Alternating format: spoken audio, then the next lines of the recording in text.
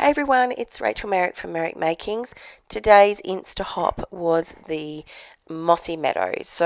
I gravitated immediately to something plant like and I created this. Now this video was done several weeks ago, right before Mother's Day. So this was a part of my Mother's Day gift. I used the Planted Paradise stamp set and the Mossy Meadow.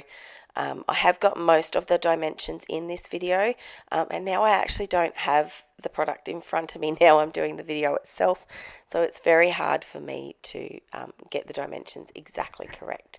Now you'll see me doing lots of scoring here.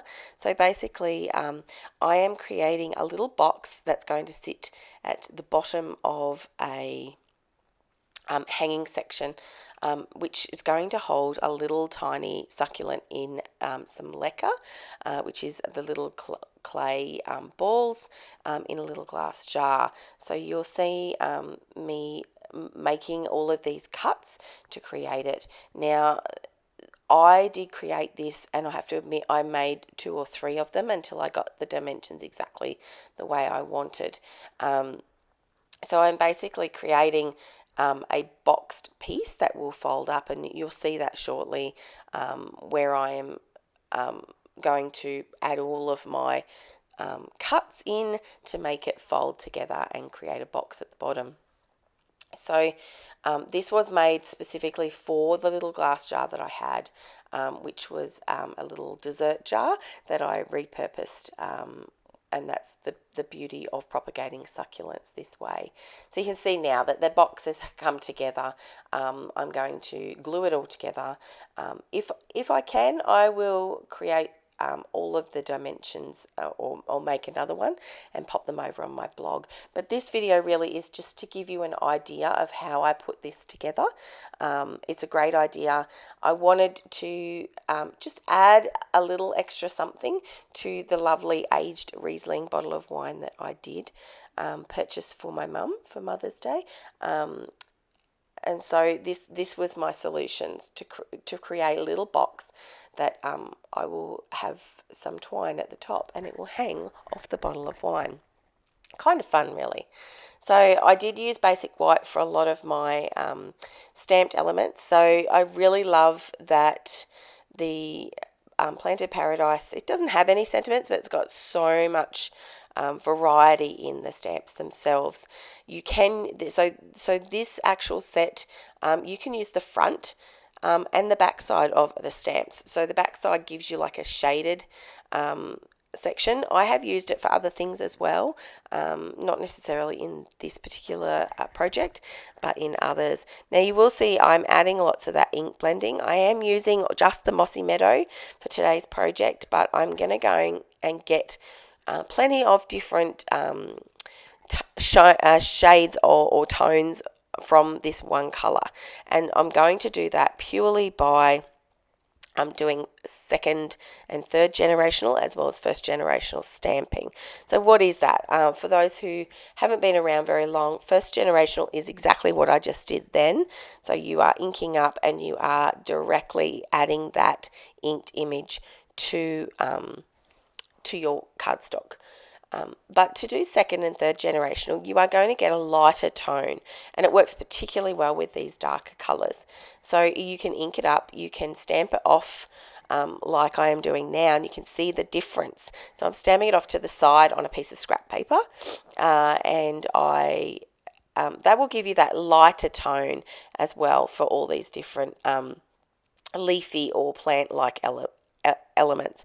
Now I am a little bit of a gardener, not much. I have a bit of a green thumb, but sometimes I probably don't put in as much effort as I should, but I do have quite a few succulents. So this really does have my heart, this set, and it really does create this cute little project. Now you can see my ink blending in this particular one, because my ink pad had sat for quite a while, it had a little bit of crystallization or gumminess to the ink that was sitting on top. So I did get a little bit of that darker ink blending from there, but that's okay. Like I just you're going to cover it up most of the time anyway when you're doing it just as a background. So you can see me here, I've actually stamped a few of the succulents onto Mossy Meadow cardstock as well. Again, gives you that darker element. And when you're looking at things like succulents or any kind of plant life, they're not just one green. There is tone upon tone and shade upon shade of green. So here I'm adding my panel. Now I did add some of this twine. I do love basic twine. It is one of my favorite things to use. It's going to give the extra stability for this. So it's going to hold that little potted plant in place a little bit better and make sure that the adhesive doesn't give way underneath the weight of it. So now this second panel is going to actually form the part of the hanging section that's going to hang off my wine bottle. And you will have seen the very start of this video, as well as on my social media, the long element coming off the wine bottle is quite a significant piece, so I needed plenty on there. I am using an embossed sentiment, and this is where the sentiment is going to actually go on there. And again, covering up a lot of that inking, so not having to worry too much at all around that. Almost finished now. I'm going to add this on there, and then I'm going to actually punch using my Crop-A-Dile. I've had a Crop-A-Dile for a very, very long time, and I'm going to punch to add some twine there. So that's what's going to hang around the neck of the bottle. And we are done. Thanks for joining me, everybody. You will see me struggle a little bit with the twine, but don't worry. You just need enough that it will hang around the neck of the bottle for it to sit there nicely in placement. And I hope everyone did have a lovely Mother's Day. I know it's a little bit later now, but we did too here. Thank you very much for joining me. Bye-bye.